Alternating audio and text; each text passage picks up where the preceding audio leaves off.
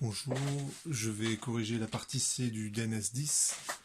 C'est un QCM, donc je vais proposer une première correction où on va pas vraiment jouer aux devinettes, mais presque. C'est-à-dire qu'on va écarter les solutions qui sont certainement peu plausibles et garder celles qui sont plausibles. Donc la première question, c'est vous avez un plan incliné d'un angle alpha. Vous avez une poulie, vous avez une masse qui pend, une masse qui est sur le plan incliné. Ça c'est le solide 1, ça c'est le solide 2. Et on vous demande la tension du fil.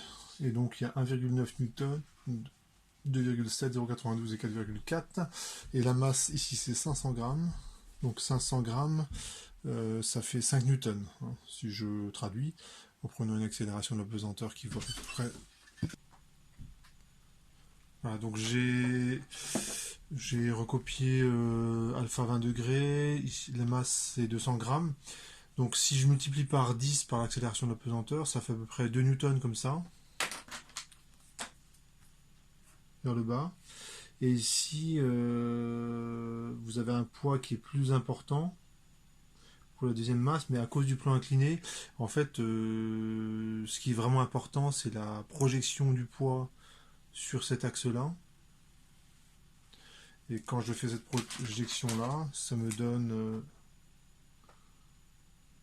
lorsqu'on fait l'application numérique, ça fait 0,5 kg fois 9,1 pour l'accélération de la pesanteur, fois sinus de alpha.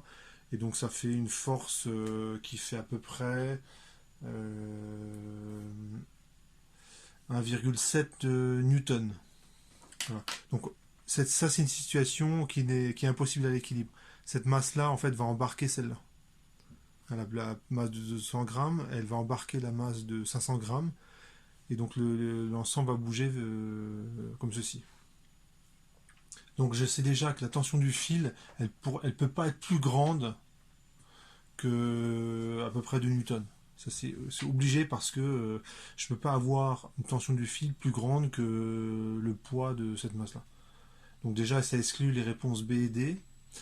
Après, ce qu'il faut voir, c'est que lorsque cette masse elle tombe, elle tire moins fort sur le fil. À la limite, si cette masse-là elle a une chute libre, la tension sur le fil elle devient nulle. Donc le fait que cette masse soit accélérée, ça tire un petit peu moins fort. Donc a priori, je dirais que la bonne réponse c'est la réponse C, 0,92 newton. Mais c'est a priori, c'est-à-dire que là, franchement, je ne mettrai pas ma main à couper. Je pense que c'est la réponse C. Question 2, et je ne suis pas sûr. Hein. Je ne suis pas du tout sûr du résultat. Question 2, bon, comme c'est un QCM, voilà, je tente ma chance. Vous avez deux trajectoires, un tir comme ça, et un tir en cloche. Et on vous demande le projectile, il atteint 1 en premier ou 2 en premier. Hein, réponse A, la bille atteint le saut 1 avant le saut 2. Réponse B, la bille atteint le saut 1 en même temps que le saut 2, donc ça c'est peu probable. La réponse C, c'est le saut 2 avant le saut 1. Et la hauteur dépend uniquement de la norme de la vitesse initiale. Donc je peux écarter les réponses A et D. La hauteur atteinte, bon, de toute façon ça se voit, dépend aussi de l'angle de tir. Donc la question en fait c'est j'atteins 1 en premier ou 2 en premier. A priori, je pense que c'est le tir tendu qui est le plus efficace. C'est le tir tendu, donc c'est le tir numéro 2 qui est le plus efficace. Donc je pencherai pour la réponse C.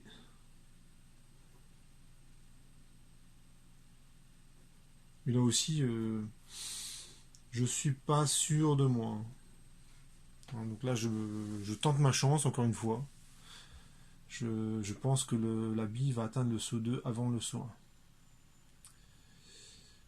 1. Et ouais. C'est pas évident. Hein. C'est pas évident parce que ce qui est important, c'est la vitesse horizontale. Dans ce cas-là, la vitesse horizontale, elle est plutôt faible. En plus, la vitesse horizontale, elle est constante.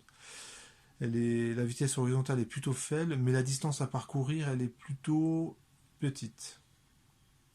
Donc finalement, ça se trouve, ça prend pas beaucoup de temps. Ici, la vitesse horizontale est plus, pour la trajectoire qui va en deux, la vitesse horizontale est plutôt grande, mais la distance à parcourir est plutôt grande elle aussi. Donc finalement, quelle est la meilleure option? Bon, moi je vous propose celle-là, 2 avant 1, mais en fait j'en suis pas du tout certain. Question 3, donc mais je tente ma chance, allez, c'est un QCM, on vous demande juste de donner une réponse, de proposer une réponse. Vous avez un manège où vous allez être plaqué par la force centrifuge, donc normalement c'est une notion qui reprogramme, hein, ce qui correspond au changement de référentiel, mais vous voyez très bien de quoi il s'agit. Lorsque le manège il tourne très vite, vous êtes plaqué contre la paroi, et on escamote le plancher, et normalement on vous demande est-ce que les gens tiennent. Donc voilà. Alors le rayon de c'est vu du dessus, ça c'est le manège. Vous avez un rayon R. La force centrifuge, donc vous avez le bonhomme qui est là, vu du dessus. La force centrifuge, c'est mv carré sur R. Hein, j'utilise le résultat suivant, l'accélération centripète est en v carré sur R dirigée vers l'intérieur. Si je multiplie par la masse, j'ai l'équivalent d'une force centrifuge. Et il faut que, ça c'est une vue de côté, vous avez le bonhomme qui est ici. Bon, c'est pas très bien représenté, mais vous voyez, la force centrifuge, elle est comme ceci. L'axe de rotation, il est là. Et vous avez évidemment le poids qui est comme ceci. Donc là, le poids, je ne peux pas le représenter puisque c'est un vecteur vertical. Et il faut que la résultante de ces deux forces-là,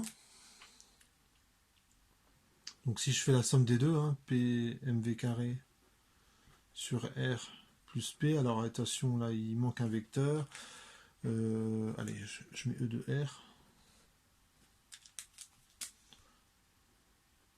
Où E de R, ce sera un vecteur centré, radial dirigé vers l'extérieur.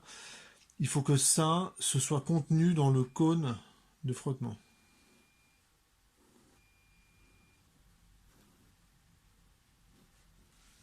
Donc, dit autrement, il faut que P sur mv carré sur R, donc il faut que mg sur mv carré sur R, on voit que le résultat ne dépend pas de la masse, heureusement, parce que dans ce genre de manège, vous imaginez, si ça dépendait de la masse, ben, vous auriez des gens qui risqueraient de tomber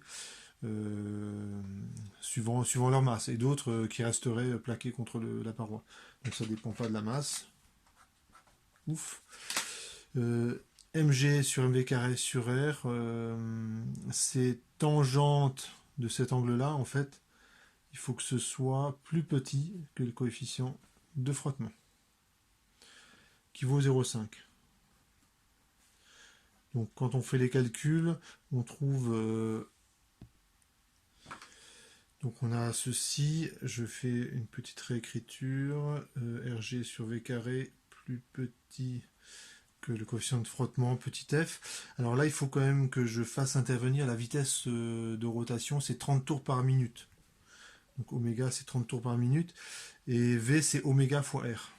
Hein, il faut que je remplace, il faut que je fasse disparaître V. Hein. Donc V, je vais écrire que c'est oméga fois R. Et oméga, c'est 30 tours par minute. Et bien sûr, il faudra convertir ça en radians par seconde. Donc ça, je le ferai après. Et quand on fait, donc cette fois-ci, je vais pouvoir, et ici c'est grand R, je vais pouvoir avoir une inégalité sur grand R. Et donc on a cette inégalité.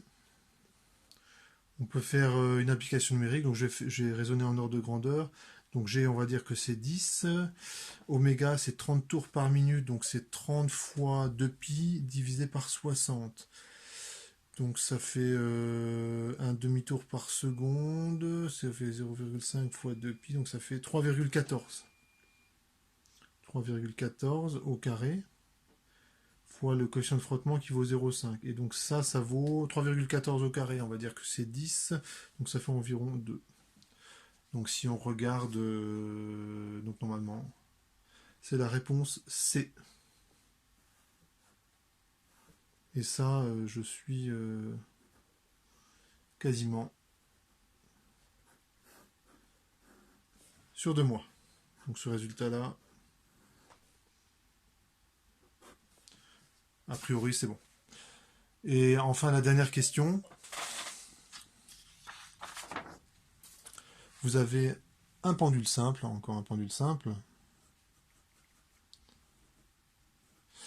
Et on vous demande... la question c'est quoi? On vous demande... Voilà, j'ai le temps de dire la question. On vous demande l'accélération de la masse. Et quand on vous demande l'accélération, alors ça c'est pas indiqué dans l'énoncé, en fait on vous demande sa norme. Alors je vais jouer un petit peu aux devinettes. Ça c'est un état intermédiaire. Ça c'est l'état initial que je représente ici. Donc c'est la masse qui part d'ici. Ça c'est initial. Et je réponds à la question 4. L'accélération ici, elle est nulle. En fait, c'est une chute libre. Et la particularité de la chute libre, c'est vous ne subissez pas d'accélération. En fait, une chute libre, je dirais que tout va bien. Le problème de la chute libre, c'est quand elle s'arrête. C'est là qu'il y a des problèmes. Un exemple de chute libre qui dure très longtemps, bah, c'est les habitants de la Station spatiale internationale. Ils sont en chute libre, mais pendant toute la durée de leur séjour.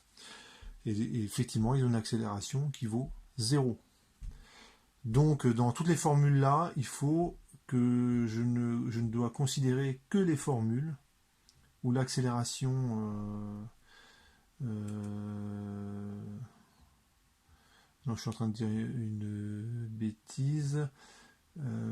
C'est l'accélération est nulle dans un référentiel qui est lui-même en chute libre. Donc, je dis une bêtise. Lorsque vous êtes dans ce cas-là, l'accélération, c'est exactement G. Donc excusez-moi, je dis une bêtise. L'accélération, c'est G. Donc, il faut que j'écarte toutes les formules qui ne donnent pas G lorsque alpha égale à 0. Donc là, cette formule-là, je sais qu'elle n'est pas bonne. Parce que quand alpha égale à 0, j'ai une accélération qui est pas égale à G. Cette formule-là, a priori, la B, c'est bon. Enfin, c'est bon. Ça fait partie des candidats encore possibles. La formule C, c'est pas bon. C'est pas bon parce que lorsque alpha égale 1, ça fait 2G, donc c'est pas bon. Réponse D, c'est 2G cos alpha, c'est pas bon non plus. Ah bah voilà, c'est bon. J'ai ma réponse. La seule formule qui est possible, c'est celle-là. Parce qu'au début, lorsque alpha est nul, donc à l'état initial, l'accélération de la masse, c'est quasiment la chute libre. En fait, le fil qui est là, il ne sert à rien au tout début de la chute. Lorsque vous commencez à la chute, le fil et la tension qui est exercée dessus est nulle. Et donc la masse, elle tombe, elle commence par tomber verticalement. Et c'est que quand elle a commencé à tomber un petit peu que là, le fil, il commence à retenir la masse. Donc la réponse B semble être la bonne réponse. Je vais proposer dans une autre vidéo la correction, mais cette fois-ci je fais les calculs et je vais justifier vraiment les réponses.